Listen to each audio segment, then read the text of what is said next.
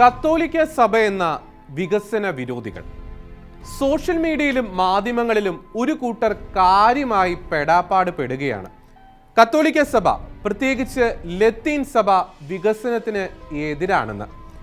അവരെ ഞങ്ങൾ ഒരു പഴയ സംഭവം ഓർമ്മിപ്പിക്കുകയാണ്. 62 വർഷം പഴക്കമുണ്ട് ഈ സംഭവത്തിന്. അന്ന് ഇന്ന് ദേശസ്നേഹം അവകാശപ്പെട്ട് കത്തോലിക്ക സഭയെ വിമർശിക്കുന്നവർ പൊതുരംഗത്ത് സജീവമാവുക പോലും ചെയ്തിട്ടില്ല.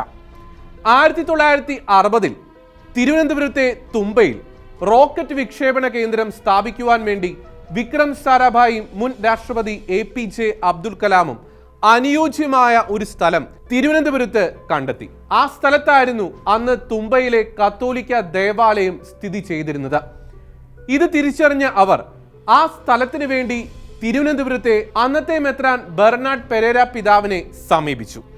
തന്നെ കാണുവാൻ വന്നവരെയും അവരുടെ നല്ല ഉദ്ദേശ ലക്ഷ്യങ്ങളും മനസ്സിലാക്കിയ അദ്ദേഹം തൻ്റെ രൂപതയിലെ വിശ്വാസികളെ വിളിച്ചുകൂട്ടി അവരെ കാര്യങ്ങൾ പറഞ്ഞ് മനസ്സിലാക്കി.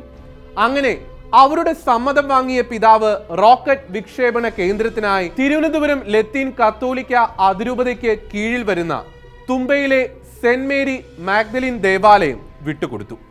ആ സ്ഥലത്താണ് പ്രശസ്തമായ ഇന്ത്യയുടെ തുമ്പ റോക്കറ്റ് വിക്ഷേപണ കേന്ദ്രം ഇന്ന് സ്ഥിതി ചെയ്യുന്നത്.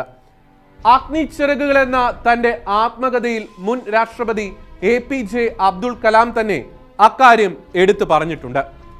തിരുവനന്തപുരം മുതൽ വടക്കോട്ട് കേരളം മുഴുവനും വ്യാപിച്ചു കിടക്കുന്ന തീരപ്രദേശത്തെ ഭൂരിപക്ഷം വരുന്ന മത്സ്യത്തൊഴിലാളികളും അവരെ നയിക്കുന്ന വൈദികരും മെത്രാന്മാരും നാടിന്റെ വികസന വിരോധികളാണ് എന്ന് പ്രചരിപ്പിക്കുമ്പോൾ ഈ സംഭവത്തിന് ഇന്ന് ഏറെ പ്രാധാന്യമുണ്ട്. സത്യത്തിൽ അവർ വികസന വിരോധികളല്ല എന്ന് മാത്രമല്ല, അവർ തങ്ങൾക്ക് ഉള്ളതെല്ലാം കൊടുത്ത് ചരിത്രത്തിൽ നാടിന്റെ വികസനത്തിൽ പങ്കുചേർന്നവരാണ്. വിഴിഞ്ഞം സമരത്തിന്റെ പശ്ചാത്തലത്തിൽ തിരുവനന്തപുരത്തെ മത്സ്യത്തൊഴിലാളികൾക്ക് വിവരമില്ല, വികസനത്തിന് അവർ എതിരാണ് എന്ന് സൈബർ ലോകത്തും ചാനലുകളിലും ചിലർ വളരെ ആസൂത്രിതമായി പ്രചരിപ്പിക്കുകയാണ്. ലോകത്തിന്റെ എല്ലാ സുഖ സൗകര്യങ്ങളുടെയും നടുവിൽ ജീവിക്കുന്നവർക്ക് തിരുവനന്തപുരത്തെ മത്സ്യത്തൊഴിലാളികളെയും അവരെ നയിക്കുന്ന ലത്തീൻ കത്തോലിക്ക സഭയുടെയും ത്യാഗങ്ങൾ മനസ്സിലാകണം എന്നില്ല.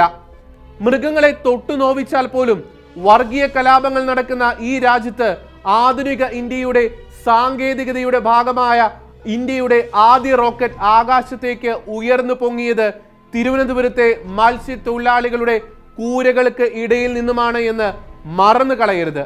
അന്ന് കത്തോലിക്ക സഭയും മത്സ്യത്തൊഴിലാളികളും ഇന്ത്യയുടെ സാങ്കേതിക വികസനത്തിന് വേണ്ടി വിട്ടുകൊടുത്തത് തങ്ങളുടെ ഒരു ഗ്രാമവും ഒരു ദേവാലയവുമാണ് എന്ന് ഓർക്കുക. 1963 തിരുവനന്തപുരത്തെ തുമ്പ എന്ന തീരദേശ ഗ്രാമത്തിൽ തുടക്കമിട്ട ഇന്ത്യൻ സ്പേസ് ടെക്നോളജിയുടെ തേരോട്ടം ലോകത്തിലെ വികസിത രാഷ്ട്രങ്ങളെ പോലും വിസ്മയിപ്പിച്ചുകൊണ്ട് ഇന്നും മുന്നേറുകയാണ്. ഇന്ത്യയുടെ വികസനം മാത്രം മുന്നിൽ കണ്ടുകൊണ്ട് VSSCക്കും തിരുവനന്തപുരം വിമാനത്താവളത്തിനും ഗ്രാമങ്ങൾ തന്നെ വിട്ടുകൊടുത്ത തിരുവനന്തപുരത്തെ ലത്തീൻ സഭാ വിശ്വാസികൾക്ക് വിഴിഞ്ഞം തുറമുഖത്തിന് തീരദേശം വിട്ടുകൊടുക്കാൻ ഒരു എതിർപ്പും ഉണ്ടായിരുന്നില്ല. പക്ഷേ ഇന്നവർ ആവശ്യപ്പെടുന്നത് പിറന്ന നാട്ടിൽ ജീവിച്ച് തൊഴിലെടുക്കാനുള്ള അവകാശം മാത്രമാണ്. തിരുവനന്തപുരം മുതൽ കാസർഗോഡ് വരെ ചിലരുടെ പറമ്പിൽ കേരളിന് വേണ്ടി മഞ്ഞക്കുറ്റി സ്ഥാപിച്ചപ്പോൾ അവർക്ക് വേദനിച്ചില്ലേ? എങ്കിൽ കടലിന്റെ തീരത്ത് അന്തിയുറങ്ങുന്ന, നേരം പുലരുമ്പോൾ വീട് കടലിലാണോ കരയിലാണോ എന്ന് ഭയത്തോടെ നോക്കേണ്ടി വരുന്ന ഒരു ജനതയ്ക്ക് വേദനിച്ചാൽ അവരെ എങ്ങനെ കുറ്റപ്പെടുത്തും? പ്രളയകാലത്ത് നമ്മുടെയൊക്കെ രക്ഷകരാകാൻ മധ്യ കേരളത്തിലേക്ക് ജീവനോപാധികളുമായി വന്ന മത്സ്യത്തൊഴിലാളികളുടെ ഇന്നത്തെ വേദന എന്താണെന്ന് കേരള സമൂഹം ഇനിയെങ്കിലും തിരിച്ചറിയണം.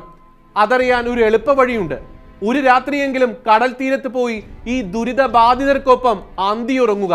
എന്നിട്ടാകട്ടെ തീരദേശ ജനത വികസന വിരോധികളാണ് എന്ന് സോഷ്യൽ മീഡിയയിലും ചാനലുകളിലും ഇരുന്ന് ഘോരം വിമർശിക്കാൻ. ഒരു കാര്യം ഉറപ്പാണ്, സുനാമിയിലും ഓഖിയിലും പിടിച്ചു നിന്ന തീരദേശ ജനത വിഴിഞ്ഞം തുറമുഖം സൃഷ്ടിക്കുന്ന പ്രതിസന്ധികളെയും അതിജീവിക്കും. ഏതൊരു കോർപ്പറേറ്റ് ഭീമനും അവരെ താങ്ങുന്ന സർക്കാരും ഉയർത്തുന്ന എത്ര വലിയ വെല്ലുവിളിയെയും തീരദേശ ജനതയ്ക്ക് നേരിടാൻ കഴിയും.